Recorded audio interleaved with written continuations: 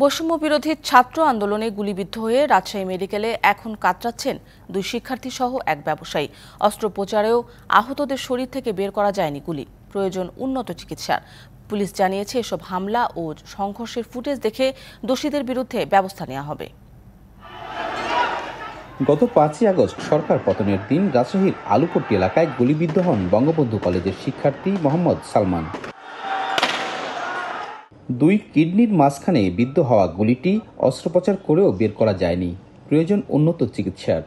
দুই কিডনির মাঝখানে এবং পেশাবের থলির উপরে খুব একদম রিস্কি জায়গায় আছে।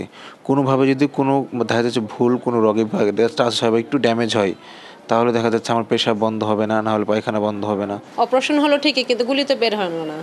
এটা একটা টেনশন আছে আমাদের। এখন ওকে সুস্থটা আগে মেন, সুস্থ করে বাসায় নিয়ে যাই, তারপরে হয়তো পরে ডাক্তারদের সাথে আমরা বসে আবার আলোচনা করবো যে গুলিটা বের করা যাবে কিনা।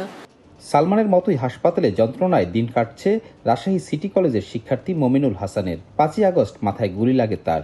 এখন আমার অবস্থা ভালো। এখন মনে করেন আমি চাচ্ছি না যে আবার বাসায় গিয়ে যদি কোনো একটা খারাপ কিছু হয়ে যায়। 3বার অপারেশন হলো, আবার কিভাবে করব। একই দিন কুষ্টিয়ায় গুলিবিদ্ধ হন কসমেটিক্স ব্যবসায়ী ওয়াসিম উদ্দিন।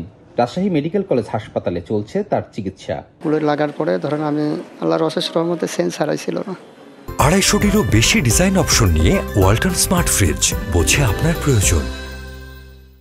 আমি শুধু বলছিলাম, ভাই কি আছো, আমাকে একটু ডাক্তারের কাছে নাও, আমার গুলি লাগছে। প্রথমে যখন আসছিলাম তখন নিজেদেরই যেরকম চিকিৎসা দিচ্ছিল, নিজেদেরই খরচ হচ্ছিল। কেবিনে নিয়ে আসার পরে ধরো ইনারাই দিচ্ছে এখান থেকেই।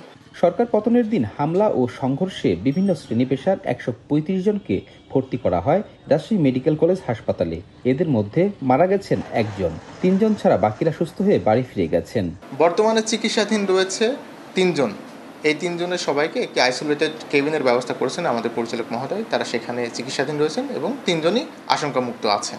পুলিশ জানিয়েছে এসব হামলা ও সংঘর্ষে ভিডিও ফুটেজ দেখে দোষীদের বিরুদ্ধে ব্যবস্থা নেওয়া হবে। আমাদের এখানে একটা ফরেনসিক শাখা আছে, তাদেরকে আমরা দায়িত্ব দিচ্ছি যেগুলো ফুটেজ দেখে সেগুলোকে আইডেন্টিফাই করে কোথায় আছে তাদেরকে আমরা পরবর্তীতে সংশ্লিষ্ট মামলায় আমরা করব, তদন্ত করে নিয়ে আসবো।